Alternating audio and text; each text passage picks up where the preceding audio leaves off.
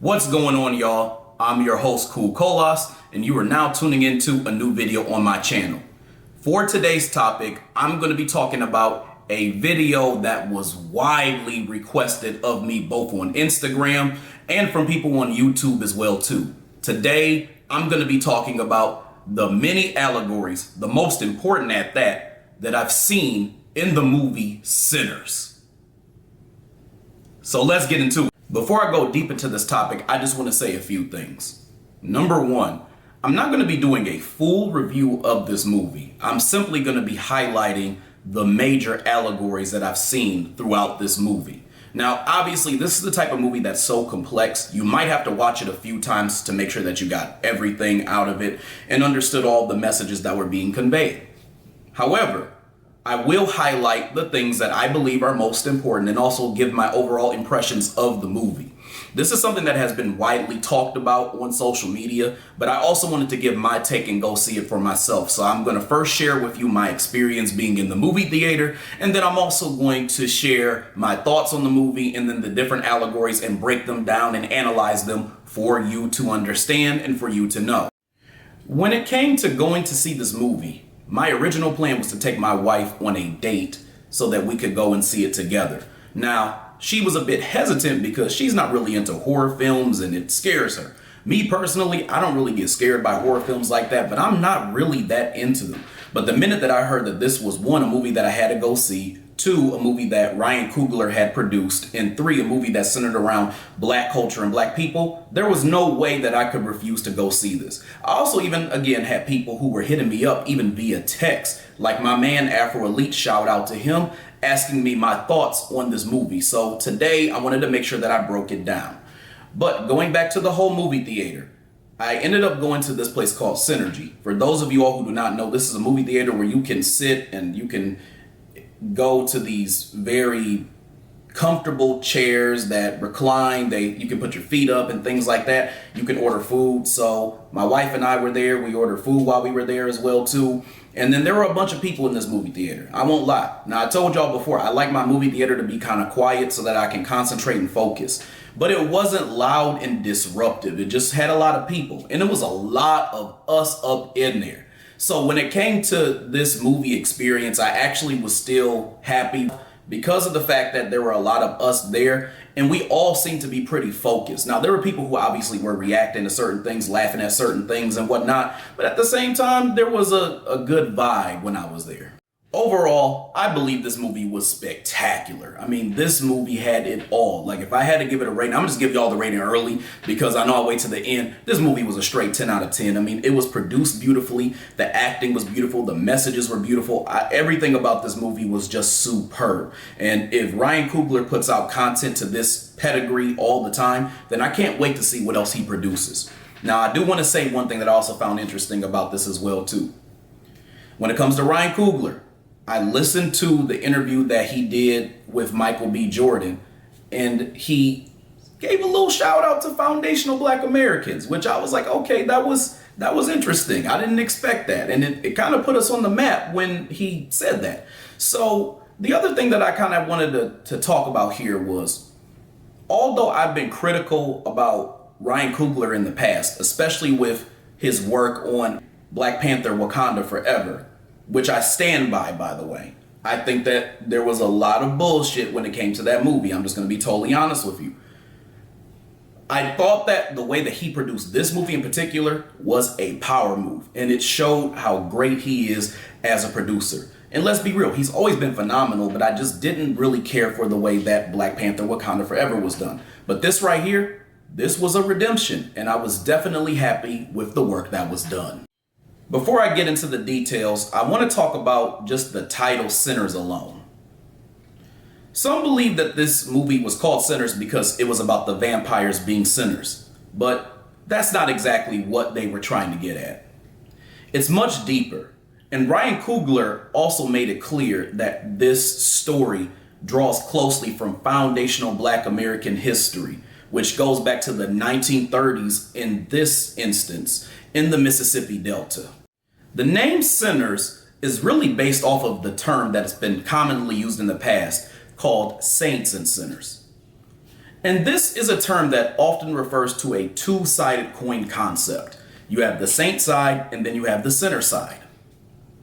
The saint side dictates those who follow a certain moral code, and they follow certain belief systems within a religious doctrine. And then you have the sinner side, but we'll get into that in a moment. With the saint side, this is one who upholds a certain set of rules that were set by tradition, and they have a state of holiness and moral compass that they try to uphold when it comes to spiritual purity. The term sinner specifically refers to those who violate that moral or spiritual code that has been set and followed by the saints. These are people who practice beliefs, actions, and other behaviors that are deemed unacceptable by a particular faith. And you can even see the conflicts in this movie when the Sammy character was condemned for wanting to play the blues, which was considered secular music in religious doctrines, instead of being embossed in the church. In religious culture, ideals such as secular music and hoodoo in this case were seen as evil or morally bad endeavors that went against these traditional spiritual and religious traditions that were in foundational Black American culture. But this is a thing that was not only an issue back in the day, this was something that is also an issue in modern society today as well too. The term sinners being used as the title directly involves the creator's awareness of the concept, while also accepting the damning label as somewhat of a positive. And there's not really a term for this, so I would call it anti-acceptance for a lack of better words. And this movie focused on those very two concepts, that being the hoodoo and that being the music, and how these were two things that were related to being a sinner. But this movie took a different turn, and it showed it more so in a positive light, whereas they also at the same time were kind of slighting religion or these religious doctrines that Blacks would practice back in the day. For those of you all who are not privy to what hoodoo is a traditional foundational Black American cultural practice that served as a form of resistance and also resilience as well too. It was done somewhere around the 1860s and 1870s, and these different practices were used as forms of trying to create luck, protection, healing, and financial wealthiness as well too. And these were things that foundational Black Americans would practice often to assist each other and to try to bring good fortune to each other. But these were things that were also, again, seen as evil practices for those who believed more in religion and Christianity and anything that spiritually was different than this practice.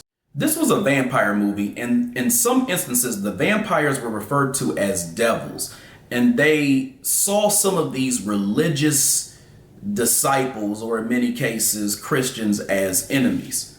And as many have said who are religious, the devil knows their enemies' tactics, and they were well aware of what those who were religious had in store for them. As a result, Christianity and reading Bible scriptures was depicted as a powerless force in this movie, and vampires just had no fear of these things. And this is a bit of a deviation from what we would typically see from vampire movies and vampire lore, where they would often say that holy water and a cross were different forces that could be used against vampires to ward them off or totally destroy them. Christianity in this movie was also painted as a passive entity that was not trying to address powerful evil forces. And this kind of mirrors this idea and perception that a lot of foundational Black Americans today have of modern Christianity, that it's used as a vehicle to avoid addressing systemic oppression and what we face today.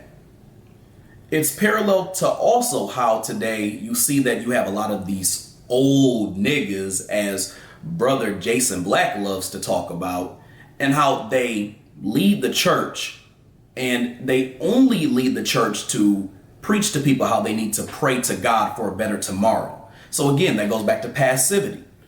But ultimately, this same church is not doing anything to use its building as a sanctuary to protect black people, empower black people, or also to confront systemic oppression and that undermines us daily.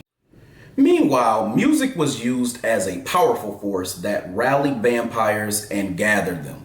Sammy's father wanted him to not play music because he believed it would lead to conjuring demonic presences. It was something so precious, the vampires wanted to steal the soulful music that black people made and constructed. And Sammy, in this instance, was used as a proxy for a foundational black American who has created great music. Hoodoo was used as a powerful force of protection and resistance against evil entities, as I said earlier.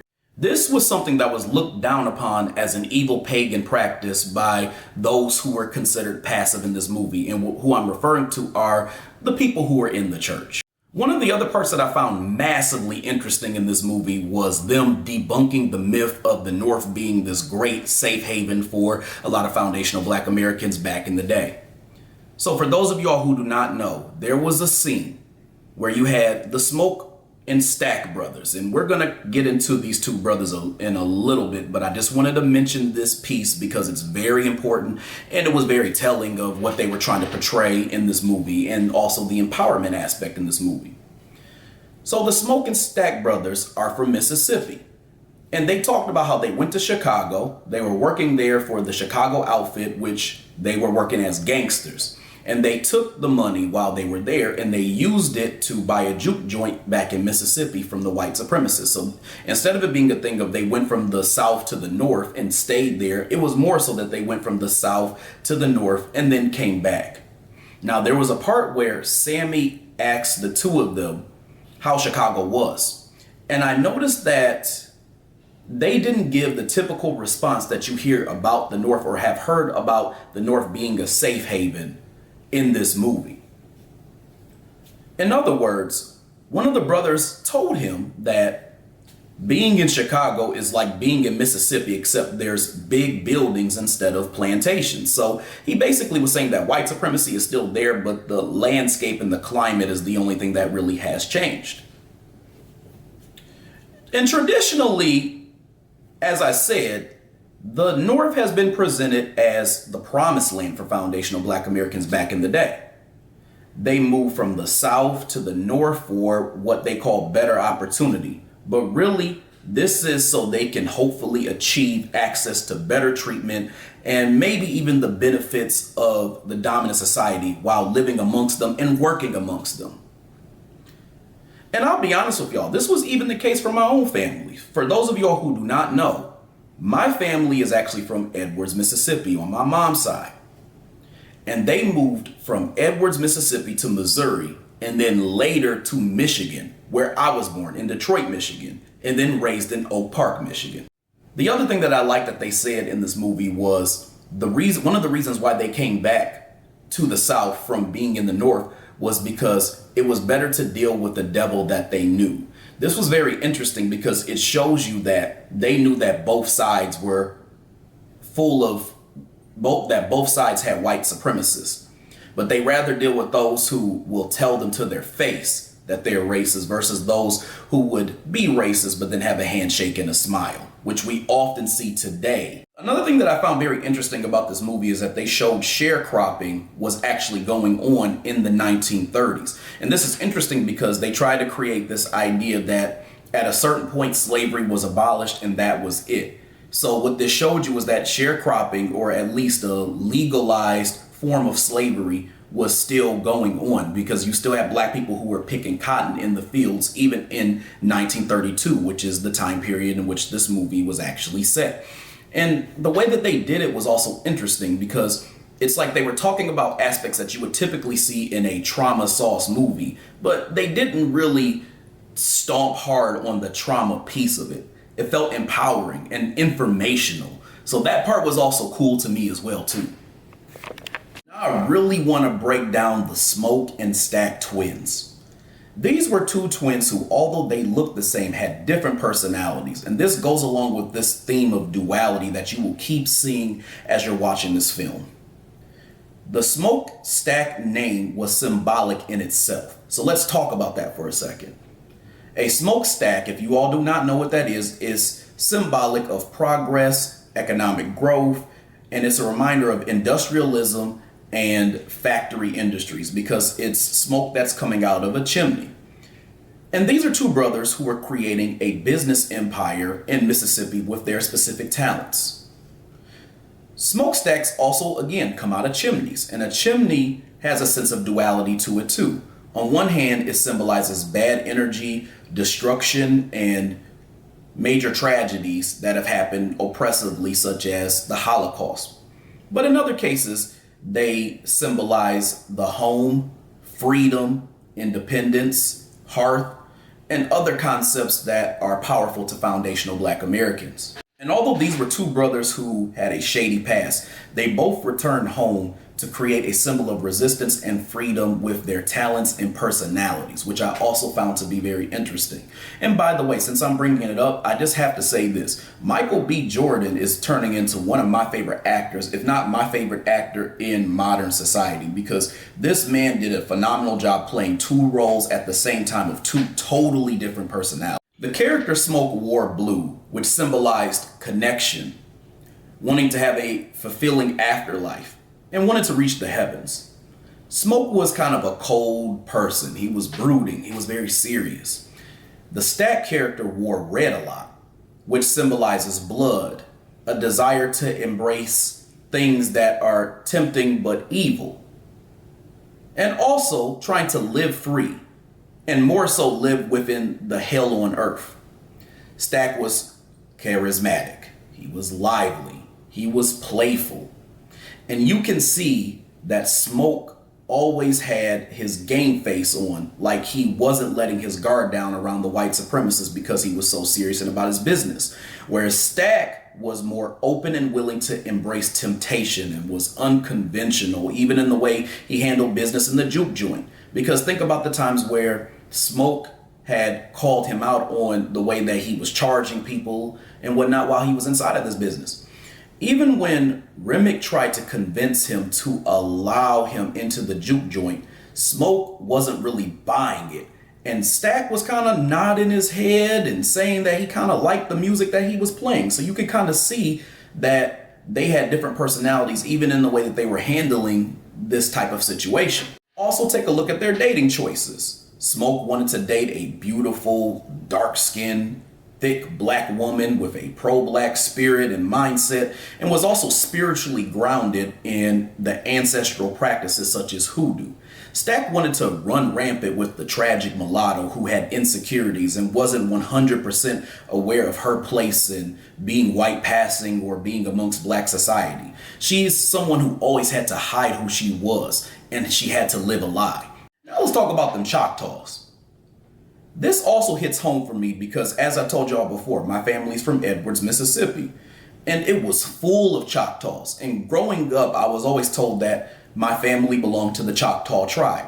But later, I had to learn and realize that a lot of foundational Black Americans back in the day would claim these red native tribes because they were tribes that colonized foundational Black Americans during that time period. This movie was trying to show you that it wasn't far removed from discussing this idea of who existed at the beginning of when America was formed. So they showed you the Choctaws to let you know that there were red natives. They also had foundational Black Americans, and then they had these European colonizers who were then later known as the white people of the West.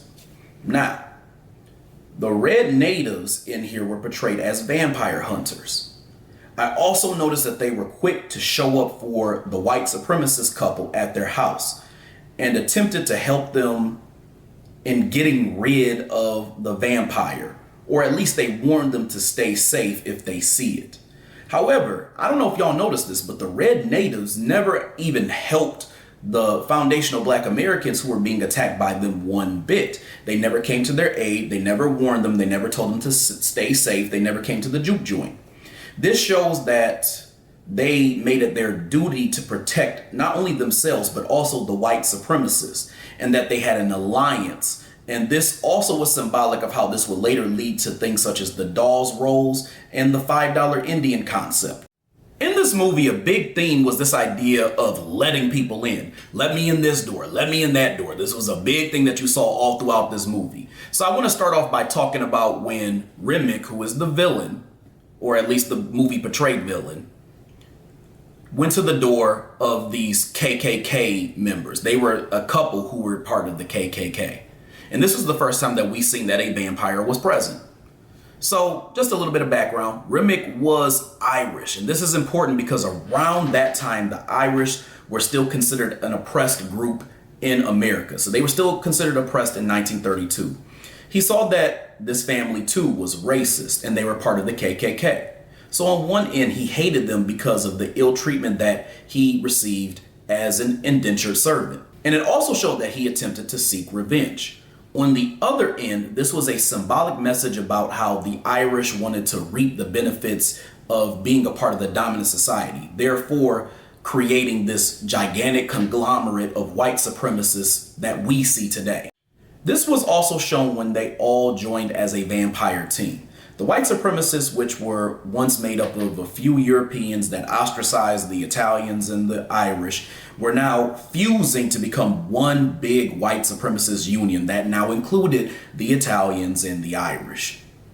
This can also be seen as a manifestation of Malcolm X's idea of how the Democrats and the Republicans are just two wings of the same bird who come together to get on code against black folks. And at this point, the type of white supremacists that they turned into transformed. So it started off as having these KKKs, these overt racist white supremacists, and now it was morphing into a more muddy watered, covert white supremacist union. And it showed the transition of these white supremacists again being blatant to now being microaggressive culture vultures, or in this case, cultural vampires. The covert strategy of the white supremacists is often an amalgamation of the liberal strategy of acting like your friend while stealing your intellectual property, while the conservatives maintain the same aggressive and oppressive behavior, but use coded language in order to avoid receiving the label of being a racist. Although this movie was clearly set in the 1930s, there were many concepts that were discussed to show that they were fast forwarding to the present, while also allowing us to see what happened between 1930 and 2025. So we saw the transformations that took place between these years and how this existed, both from the racist standpoint and how white supremacy was forming and changing, and also from the standpoint of the different foundational Black American cultural practices. Now let's talk about the Juke joint. The Juke joint was a symbolic allegory of having a big sanctuary for Black culture, or at least an empowered Black culture, with this great overview of all the components that would make it empowered on display. Think about it. It had a physical manifestation of all the intangible aspects that impact our culture. Think about it. It was a physical manifestation of the many intangible aspects that impact our culture positively. The Juke joint had foundational Black American music genres that have evolved over time, and us seeing the timeline of how they evolved and how that was a powerful source of spiritual camaraderie. Music was a force that would bring people together. It was a way that our people had used joy as a form of resistance and ultimately as a form of healing. And in some cases, music was even used as a form of candor for us to vent and express what we were going through. Because for those of you all who do not know, the reason why the blues was a thing was because a lot of us as foundational Black Americans, our ancestors that is, were experiencing the blues because of all the racism and oppression that they were experiencing at the hands of the white supremacists. So this was used as a form of art for them to express themselves. It also showed how many of us would dance and how it evolved over the years, and even, shouted out some of the African influences in some of these dances in that regard as well too. So now I want to go back to the let me in scenes, y'all, because this is very important, especially this scene that I'm about to talk about. I want to talk about the moment where Remick was approaching the Juke joint with the other people that he turned into vampires. At this particular point, the vampires were symbols of the Democrats, but not just the Democrats. The Democrats in combination with culture vultures, or in this case, culture vampires. They attempt to win black people over by saying we can all be unified, be one big, happy, non-racist family, and there will no longer be any type of oppression or, again, racism as long as you embrace us. It's kind of like what the Democrats do to us, where they say, vote for us, we're going to make sure that if you vote for us, you're not going to have to face the oppression of the big bad Republicans, the big bad conservatives. If you actually join with us, then you won't have to worry about any of these types of things. And you had these folks who wanted to be let into the juke joint, which was really mirroring them saying that they wanted to be allowed to appropriate and share black culture. This was a form of deceit, which is very common amongst more of these liberal white supremacists. This goes back to when the dominant society loves to take our intellectual property, especially music, and create these record labels and have black artists underneath them and make profits off of them and exploit them and have them portray negative messages to the community and then try to get a bag off of it. Or especially, and I'm going to talk about a specific instance, especially when an artist tries to get their masters and then they meet their demise randomly, and you're like, how did that happen? Think about Angie Stone and what happened with her. Being let in means they could own pieces of black culture that our people have invested in and have invented from the ground up, even with barriers in place. And they want to do this because they want to profit from it. They are culture vampires. That was the theme of this movie, culture vampires. These culture vampires were trying to drain us of our culture so they can get usage to what we created and all of our secrets and turn us into sambos who just accept it. The blacks that were turned into vampires in this movie are symbolic of when you have these sambos who crave white acceptance and fall for this inclusion nonsense and want to convince others like myself that I'm being too militant and restrictive and even mean, and we won't let people in so they can steal from our culture and tarnish our reputation, which is what they end up doing. They say it's all about sharing the culture, but really what it is stealing from us and not giving us anything back. It also was interesting how they kept asking, specifically the foundational black Americans who were in the juke joint, they kept asking, kind of like how we do in the grassroots, where are your people from? It's like they were trying to vet these vampires. It's kind of like what we do to those who are trying to tether off of us. Those who are immigrants who are trying to steal from the culture. We're trying to check their records, check, where they're from and whatnot. And in this case, obviously, they were white vampires. So that wasn't necessarily the case in trying to check the skin color and trying to see if you were part of our culture. But more so just the idea that you have tethers who are trying to get into the community who are not black whatsoever and want to steal from the culture. And we're still checking their resume so we can understand where they come from. They also tried to pull a white people invited to the cookout stunt when Remick and the other vampires were trying to play music for these brothers and sisters in the juke joints in order to try to win them over. I also noticed Remick say something to the effect of, "This ain't your house anymore," which is symbolic to the idea of telling black people that they can no longer gatekeep their own culture and that their culture should be for all groups. As I said before, it should be something that's shared. And they even tried to rewrite the narrative of how it originated. And it can also be seen as symbolic of how the land that we built was invaded and how they're trying to say it's no longer ours because we need to share it. It's already been colonized. It's already been stolen from us. They've already harmed us. But so what? We need to get over it. This is now a land for everybody. It's a big melting pot. Now I want to talk about the tragic mulatto character because that's who Mary was in this movie. Mary's character was interesting because, again, she was the tragic mulatto. She was the mixed queen who could pass for white. This movie dives into the dilemma of mixed blacks feeling torn between their allegiance to their white and black side. They almost portrayed some parts of this movie from my perspective through her lens. On one end, you had it where she went to the juke joint to support the brothers, and Sammy was skeptical, and he was talking to her about how she couldn't be there and she needed to leave before somebody saw her and started a war and all this other stuff. But she explained why she belonged there. This is symbolic because of what the juke joint represented and how she was not accepted by the black people as being a part of the culture. And even in one instance, this is even pointed out by Remick's vampire, who notices that she's there when they're trying to get into the juke joint and wonders why she's there. Meanwhile, they're not allowed to be let in. Then they have this scene where she goes outside to speak to the vampires, which was a way of showing this tug of war where she tries to relate to them. Mary's character really wanted acceptance from the dominant society, but they tried to hide it. And this is symbolic of the same sentiment of some biracial black people. And also, it shows the naivete of a lot of these mixed blacks who will not understand that the dominant society is using them so they can become a detriment to black society. They have also these same mixed blacks who will go back into the culture and start messing it up from the inside out because they are brainwashed.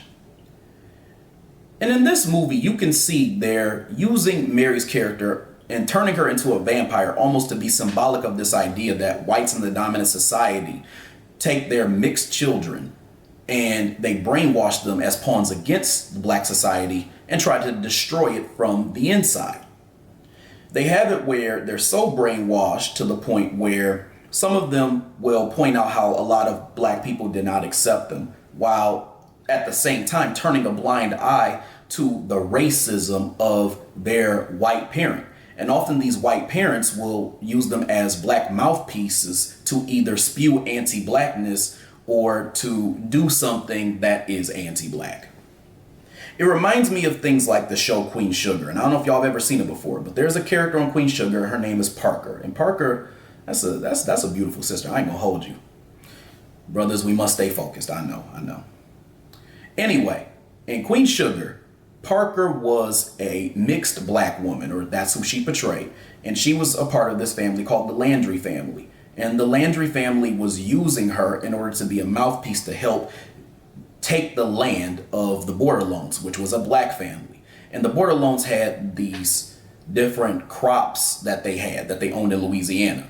And the Landrys knew that it was worth a lot, so they were trying to take it. They used Parker as a mouthpiece to create an agenda to steal that land and then take it for their own selves. In a way, Mary's character can also be seen as a form of Tetherism, kind of, where someone is sort of black, and we can kind of relate it to, a black immigrant who comes over and is anti-black, but they may have a dark complexion, but you don't know what type of culture they're from. And foundational black Americans just allow them in because we're the type of culture who's so trusting and we want people to, to live amongst us and be happy amongst us. Then once they're inside, they either destroy the culture, appropriate it, or exploit it negatively and try to make our image look bad. The most accepting of us will date these people, befriend these people, and will even let them in so that they can do what they're doing. We even betray our own people at the stake of defending their choices. And you could kind of see that to a certain extent during the transition of when Mary had bit Stack and turned him into a vampire. The last allegory that I want to cover is the significance of the Asians. Because there were a lot of people who were mad about Asians being in this movie because they're like, okay, is this supposed to be a people of color narrative? Are they just trying to shoehorn them in there so that they have some representation? But this is actually very important. There were actually a handful of Asians that were present in the Mississippi Delta in the 1930s. They had small businesses and they actually ran grocery stores, both in black communities and white communities, because Asians were classified as non-white. So they had the ability to move wherever they wanted to. They could be in white communities or black communities and do their thing. They didn't have to be forced into this form of oppressive segregation like a lot of the black people did. Now, in this movie, you had this Asian couple, and they were pretty symbolic. So you had the Beau character who was on the outside and he had been bitten by the vampires. And he kind of symbolizes this newfound immigrant looking to the dominant society to get on code with them and attempting to reap the benefits of the dominant society. The Asian woman, which I believe her name was Grace, was criticized heavily for telling the vampires to come on in. A lot of people were like, why did she do that? Why did she say that? But I need to explain to y'all what was going on. This symbolizes the will of Asian communities at the end of the day to get inside the culture and appropriate it, to share it with the world without our permission, or to take ownership of something that we created or that they mimicked from us. When you had these blacks who were there during the Korean War and they were helping out, and they actually showed a lot of these Asians how to make fried chicken. So they kind of took it and they tried to remix it and put their own thing on it. But I'll give you all a much worse example, a much more deep example. Think about y'all's girl Aquafina and how she mocked black women's vernacular. Then she turned around, gained attention, and then became a legitimized star who gets major roles, such as her being the love interest in the Shang-Chi movie for Marvel. My point here is that Grace symbolizes a person of color, quote unquote, who has been let on the inside of black culture, opening the doors to let others come in, destroy us, and take what we have created for their own gain. And her husband was trying to convince her that she had to play it smart, join the dominant society, reap the benefits that the foundation of Black Americans have created in building up America, and then go from there. So that was symbolic because that was a way to open up the door so that we all can become one big, happy people of color coalition, while black people take the brunt of the oppression and being stolen from. Last thing that I want to talk about is Remy's obsession with Sammy and the anger of the vampires not being able to get Annie's hoodoo secrets, because this was important. Sammy had a great music talent, like I said, and this was a symbol of how the white supremacist wants to get the secrets of how foundational Black Americans create what they create. The vampires wanted to be able to have the music because it gave them power, just like Hoodoo would have given them power as well too. And Remy was angry that he couldn't get, or at least the vampires were angry that they couldn't get Annie's power, because of the fact that they knew that this would give them all the secrets to how to even defeat them, because that's how she knew to use garlic and to use the stake and to use all these other things in order to combat the vampires and destroy them, because Hoodoo taught her all of these different things. They also would have learned how to gain money, gain good health, gain protection, gain luck, and also understanding their enemy, that being people such as the foundational Black Americans who were trying to fight back against this oppression. And remember, Annie knew how to defeat these vampires. So if they got her, then they would have been unstoppable. I could go on and on, y'all, but I really wanted to flush out the big allegories that I saw. I may go and see this movie again. I won't lie to you, because there's more stuff that obviously were in this movie, but these were the big takeaways and the big things that I wanted you to know about. But ultimately, if I had to give a title and a theme to this movie was really about cultural vampirism. And in other words, biting us in order to absorb all of the things that we've actually created so they can use it for their own benefit and their own financial gain, while giving us absolutely nothing. This movie was showing you what is actually happening in modern society via cultural appropriation and covert white supremacy. All right, y'all, I hope you enjoyed this video. I hope you enjoyed what I had to say. If you like this video, I love it if you like the video, subscribe, share, and hit the bell icon so you get notifications for whenever I come out with new content on this channel. And then when you are finished, leave me a comment below. That way I can get back to whatever it is that you had to say. And I know y'all got stuff to say about this, so I definitely am looking forward to it. All right, y'all, I'll talk to y'all later. Peace out.